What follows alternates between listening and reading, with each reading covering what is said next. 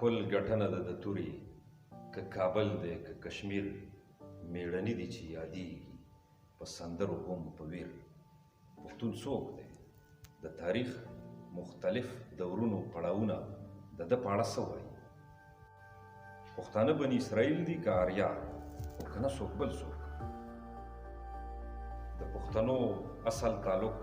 د کم نسل سره دی دوی هندوستان ته څنګه ورسېدل لومړی پښتون باچا څوک و کومو پښتنو بادشاهانو په هندوستان څومره زمانه حکومت کړی